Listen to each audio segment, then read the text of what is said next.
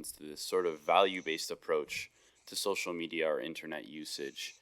Though, at least for me personally, I find it difficult to discern what is of value versus what is not of value. And I'm sure a bunch of readers have felt the same way. In your eyes, how does the common person figure out what actually provides meaning to them?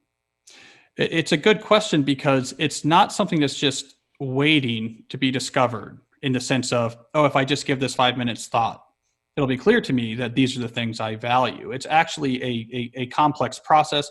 In the great myths, it was often presented mythologically as a journey to try to discover these values. In the myths, this would actually be captured by the actual discovery of a treasure, for example. But what was being captured was this underlying archetypical truth that there is difficulty and effort involved in figuring out what's at the core of your life and what you really care about.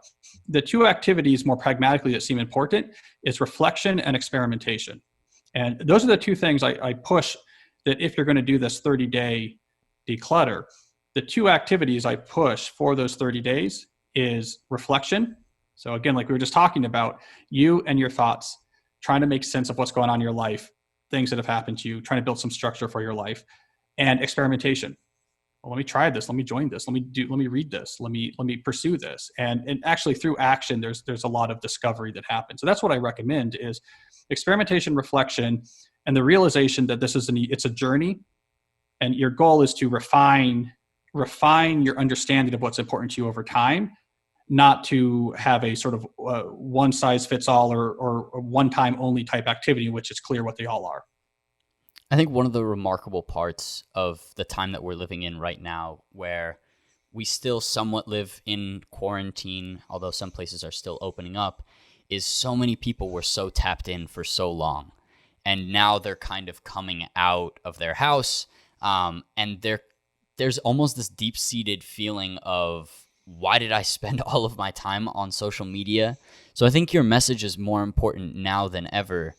Is there any recommendation you would have for the kid out there who is still in quarantine, still stuck in their house, to occupy themselves in this time? One thing I would say is be very wary. I would say be very wary right now of extensive social media interaction as a primary diversion. Now, I want to be clear. I want to really separate. When I say social media, I mean particularly the major social media services. This is different than the social internet. I think using the social internet, like the ability to FaceTime or Skype with friends or family members, the ability to text or chat with, your cousin or your brother, the technology of the internet that allow you to connect with other people have never been more important than when we were stuck in our house for quarantine. But let's put that to one side and look instead at, let's say, like Twitter. So an actual social media service.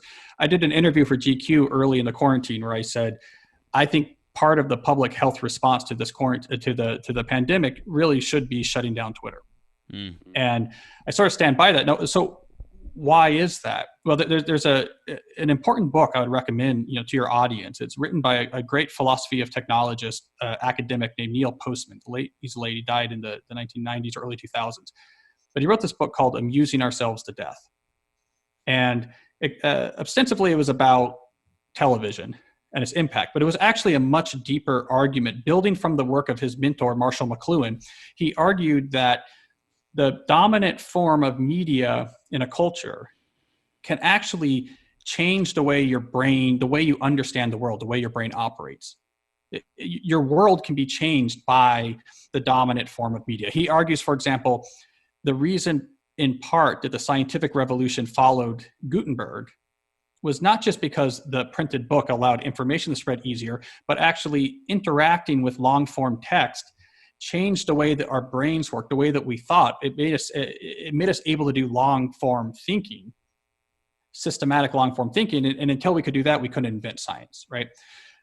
My argument is that social media today is having a really negative warping effect on the way that our brains actually function, especially when you're sort of quarantined and all you're doing is looking at social media.